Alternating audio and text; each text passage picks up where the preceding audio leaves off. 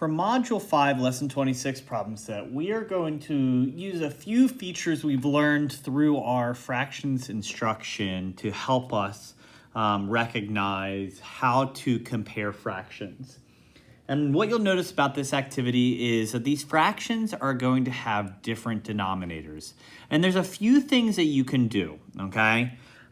First thing that I want to point out is we want to identify the whole number when they're mixed fractions, as well as recognizing kind of reasonableness. So it says compare the fractions given greater than, less than, or equal. Brief explanation for each answer referring to benchmark fractions. So in a situation like this, we have 5 1/3 and 4 3/4. Now, we know automatically that we're going to default to the whole number to identify which one's larger, as long as both fractions are standard fractions. Now, if this 4 was an improper fraction that I could cash out further, we might want to consider finding a common denominator or going through and cashing out and seeing where we lay from that point. But since both of these are standard fractions, we can look at the 5 compared to the 4 and recognize that tells us enough about that information.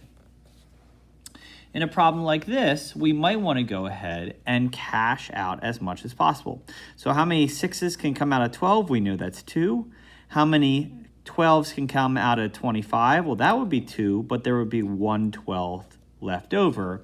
And since there's nothing left over and 1/12 in addition over here, we can tell that that one is greater. Now, in a problem like this, okay, we have fifths and eighths with a whole number that is the same. So this might be a time where we find a common denominator. So we have 5 and 5, okay? So 5 and 8, let's make that into 40. 5 to 40 is times 8, so 16 40ths. And from 8 to 40 would be times 5, so 5 times 5 is 25. So when we find that common denominator, we have 5 and 5, 16 40ths, and 25 40ths. We know that this one is greater. So unlike these two, where we could just look at the whole number, and in this case, the whole number and the fraction to tell, we did have to find a common denominator. Let's look at G. How many 10s can I take out? Well, I could take out 30 10s or 3, and that would leave 1/10. How many 8s can I take out? 8, 16, 24.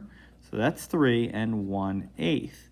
So at this point, we know that the fraction that has a lower denominator with the same numerator is going to be larger, okay? So we're going through that reasonability factor that we've learned so much about. All right, let's look at this one. This one doesn't look too complicated. Yeah, I could go ahead and make this into 100 if I wanted to. Now, that you'll see in a moment why that's not necessary. This would be 98. This has 3 whole. This has no hole. So very quickly we can see, even though 98 100ths is greater than 90 100ths, the key is this had a 3 hole in addition, that this did not have any whole value.